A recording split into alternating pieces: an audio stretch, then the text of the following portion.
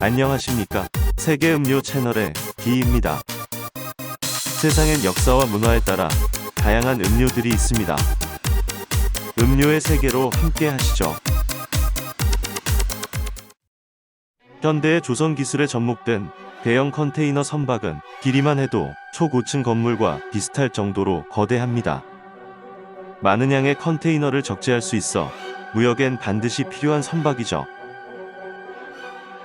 기름을 적재할 수 있는 유조선과 천연가스를 실을 수 있는 LNG 선박 또한 국가 운영에 없어서는 안 될 중요한 선박입니다. 또한 최신의 과학기술의 결정체라고 할 수 있는 항공모함 같은 핵추진 모함은 연료 보급 없이 장시간 작전 수행이 가능합니다. 이런 현대의 선박들은 자동 항법 장치와 GPS 같은 항해 보조 시스템으로 설계되어 있습니다. 날씨의 변화와 파도의 높낮이 같은 정보를 미리 파악해 최적화된 항해를 지향합니다. 하지만 이런 기술이 없던 시대엔 항해자들은 어떻게 목적지까지 항해할 수 있었을까요? 항해도구조차 없던 시절엔 낮엔 태양의 위치와 밤엔 별의 위치를 보며 위치를 추측했다고 합니다. 이후 기술의 발달로 육군이 같은 항해도구를 이용해 수평선의 각도를 삼각측량법으로 현재 위치를 측정했다고 합니다.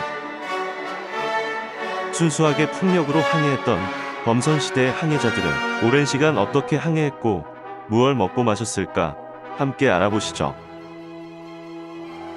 헐리우드의 해적 영화나 소설 보물섬처럼 해적들이 등장하여 보물을 찾아 항해하며 모험을 하는 로망이 있었을까요?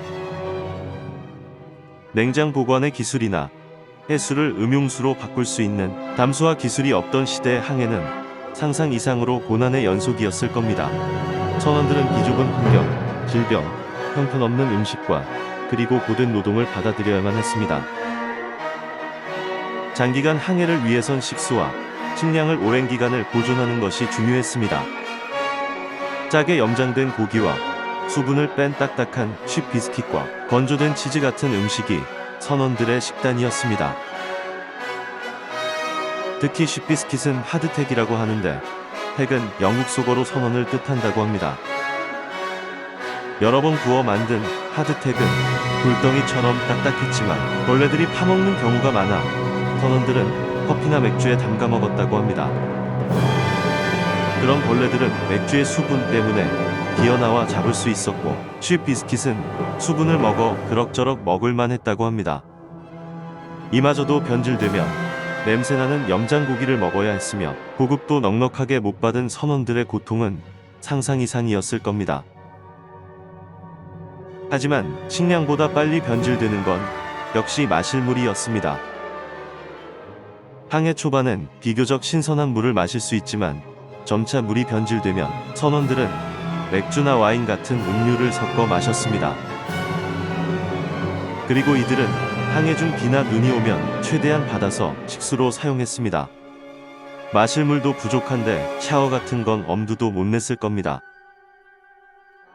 파도의 흔들림에도 최대한 자세를 제어할 수 있는 시스템을 갖추고 있는 현대의 선박을 탑승하셔도 반드시 멀미하시는 분이 있습니다.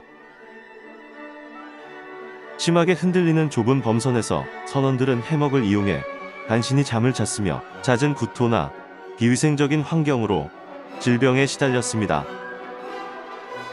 굶주림이나 목마름 외에도 폭풍이나 암초, 해적의 공격 같은 수많은 변수와 위험이 있었습니다. 이들이 무모한 항해를 계속한 이유는 고생 끝에 낙이 있었기 때문입니다. 상선의 경우는 향신료나 향료 같은 교역품을 적재해 장거리 항해를 통해 유럽으로 와서 팔면 막대한 이익을 누릴 수 있었습니다. 해군의 경우 적대 국가의 상선이나 함선을 납포하여 거기서 나오는 이익을 분배했다고 합니다. 뱃사람들에게 가장 치명적이었던 질병은 괴열병이었습니다. 장기간 항해할 때 신선한 과일이나 채소를 섭취하지 못해 비타민C 부족으로 생기는 괴열병은 매우 무서운 병이었습니다. 그래서 제독이나 군의관들은 선원들의 보건에 관하여 고심하였습니다. 영국 해군으로 46년간 복무한 에드워드 버논 제독은 수병들을 위해 장기간 항해 시 필요한 음료를 개선하였습니다. 버논 제독은 그로그램 재질의 원단으로 만든 코트를 즐겨 입어 올드 그로그라는 별명이 있었습니다. 물에 희석된 럼주를 뜻하는 그로그는 버논 제독에서 유래되었습니다. 초반엔 수병들에게 럼주를 제공했지만 이들을 보급받은 럼을 모아서 한 번에 마셔 무리를 빚는 경우가 있었습니다.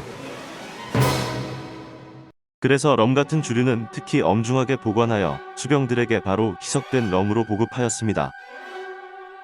그로그는 일반 항해 시 필요에 따라 4:1 비율이나 6:1 비율로 체계적으로 희석하여 선원들에게 제공되었습니다. 가끔 수병들에게 포상할 일이 있을 땐 희석 안 된 럼주를 포상으로 지급하였습니다. 그 외에도 감귤 주스를 음료에 섞어 마시게 하여 괴혈병에 대처했다는 주장도 있습니다. 영국의 탐험가인 제임스 쿡 제독도 괴혈병에 대처하기 위해 많은 양의 절인 채소를 선원들에게 제공했다고 합니다. 이후로도 라임과 레몬을 제공하기도 하고 사과통을 갑판에 두어 언제라도 먹을 수 있게 개선되었습니다. 재미있는 사실은 괴혈병은 비타민C 부족 때문에 걸리는 질병인데 비타민C의 존재는 1912년도에 발견되었습니다. 오랜 항해의 경험으로 과일이나 채소를 섭취해야 괴혈병에 대처할 수 있다는 걸 이들은 본능적으로 느끼고 있던 것입니다. 오늘날의 그로그는 따뜻한 물, 계피, 럼을 혼합해 마시는 음료를 뜻하지만 나라마다 조금씩 차이가 있습니다. 그리고 옛날 항해자들의 생활을 비교적 잘 고증한 영화는 러셀 크로우 주연의 마스터 앤 커맨더라는 영화가 있습니다. 영국 해군의 서프라이즈호의 수병들의 함선 생활과 분투를 비교적 잘 표현한 작품이라고 생각합니다. 오늘은 과거 항해자들의 뭘 먹고 마셨나 간단하게 알아봤습니다. 다음에 뵙겠습니다. 안녕히 계세요.